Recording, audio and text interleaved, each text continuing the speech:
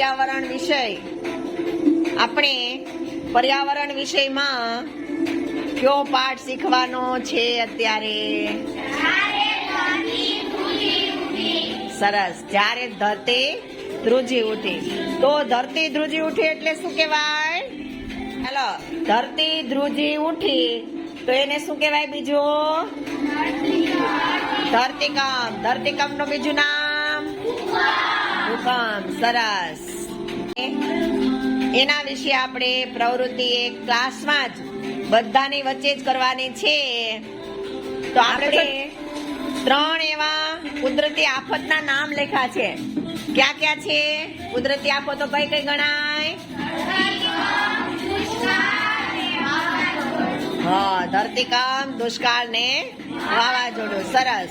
હવે ઈ પ્રવૃત્તિ કરવા માટે આપણે 20 જેટલી પ્રશ્નોની ચિઠ્ઠી બનાવી. હવે સખત પૂર આવવું, દાખલા તરીકે સખત પૂર આવવું, જાજુ બધું પૂર આવે તો એ શું થયું હોય ત્યારે જાજુ બધું પૂર આવે? હા, વાવાઝોડું હોય એટલે ખૂબ જ વરસાદ આવ્યો હોય તો એમાં ખૂબ જ પૂર આવ્યું હોય તો આપણે ચિઠ્ઠીમાં એમ લખેલું હોય કે ખૂબ જ પૂર આવવું. તો ઈ શેમાં આવે એ ચિઠ્ઠી? હા, પૂરમાં. તો એ રીતે બધી અલગ અલગ ચિઠ્ઠી છે. દરેક વિદ્યાર્થીએ એ ચિઠ્ઠી વાંચવાની છે અને વાંચી અને દુષ્કાળમાં આવતું હોય, ધરતીકંપમાં આવતું હોય કે પૂરમાં આવતું હોય ત્યાં એને ચિઠ્ઠી લઈને ગોઠવાઈ જવાનું છે. બરાબર ને? તૈયાર બધા? સરસ. હવે આપણે બધાને ચિઠ્ઠી આપી દો. હાલો, ભાઈઓ અને બહેનો ચિઠ્ઠી આપી દો બધાને.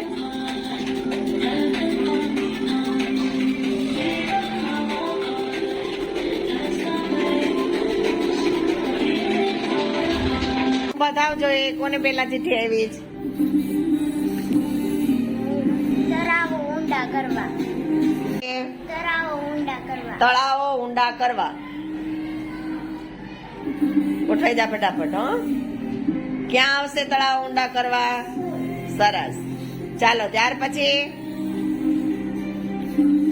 પશુઓ વગેરે તણાઈ જાય. પશુઓ વગેરે તણાઈ જાય. ચાલો, સરસ. ચાલો જોઈએ. પ્રાણીઓ અને પક્ષીઓ પાણી વગર મરવા લાગે છે. સરસ. પ્રાણીઓ અને પક્ષીઓ પાણી વગર મરવા લાગે છે. શેમાં આવશે? હા, વૃક્ષો વાવવા. વૃક્ષો વાવવા. ચાલો, વૃક્ષો વાવવા ક્યાં જવું પડશે આપણે? હા, દુષ્કાળમાં આવશે. ઝાડ અને વીજ પોલથી દૂર રહેવું. શું છે? ઝાડ અને વીજ પોલથી દૂર રહેવું. ઝાડ અને વીજ પોલથી દૂર રહેવું. શેમાં આવશે ઝાડ અને વીજ પોલથી દૂર રહેવા માટે? શેમાં આવશે? હા. પછી કોની ચિઠ્ઠી આવી? લોકો બહુમાળી પર મકાનોમાં ઊંચાઈ પર આશ્રમ મેળવે છે. લોકો બહુમાળી પર મકાનોમાં ઊંચાઈ પર આશ્રય મેળવે. બરાબર. શેમાં આવશે? ઊંચાઈ પર આશ્રય મેળવીએ. શેમાં આવે? ઓ, સરસ. કોની આવી છે? ચાલો ભાઈ. ઝાડ અને વીજ પોલથી દૂર રહેવું.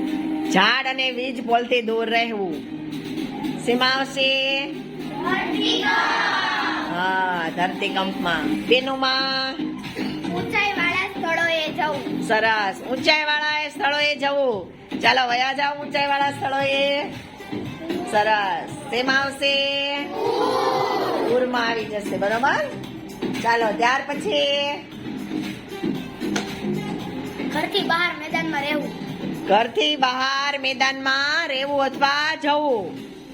શેમાં કરવું પડે એવું? આપણે ઘરની બહાર દોડીને જવું પડે. હા, ધરતીકંપ. સરસ. શું આવ્યું ચિઠ્ઠીમાં? ક્યાંય વાદળ દેખાતા નથી કે વરસાદ પડતો નથી. સરસ. વાદળ દેખાતા નથી કે વરસાદ પડતો નથી. શેમાં આવ્યો? સરસ. તમે શું આવ્યું ચિઠ્ઠીમાં?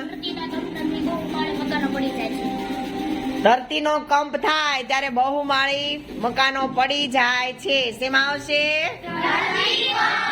ધરતીકંપમાં. ચાલો, પછી શું આવ્યું ચિઠ્ઠીમાં? નદીઓ સુકાઈ જાય છે. નદીઓ સુકાઈ જાય છે. શેમાં આવશે? સરસ, દુષ્કાળમાં. ચાલો જોઈએ, તું બોલ જોઈએ મૈત્રી બેન. માલ સામાનો ડૂબી જાય છે. શું આવ્યું? ઘરમાં માલ સામાનો તમામ ડૂબી જાય છે. ઘરના માલ સામાન ને ઈ તમામ ડૂબી જાય છે. ક્યારે ડૂબી જાય? હા, પૂર આવે ત્યારે. સરસ. પછી વાંચો જોઈએ તમારી ચિઠ્ઠી. જો ઘરની અંદર હોય તો ટેબલ કે પલંગની નીચે જ્યાં સુધી કંપન શરૂ હોય ત્યાં સુધી રહેવું. સરસ. જો આપણે ઘરની અંદર હોઈએ અને આપણે ટેબલ કે ખુરશીની નીચે આવીને જતા રહીએ ત્યારે જ્યાં સુધી ધરતીનું કંપન શરૂ હોય ત્યાં સુધી તેની તે જગ્યાએ ત્યાં ટેબલ કે ખુરશીની નીચે બેઠા રહેવાનું. બરાબર? સરસ. હવે કોની ચિઠ્ઠી બાકી છે?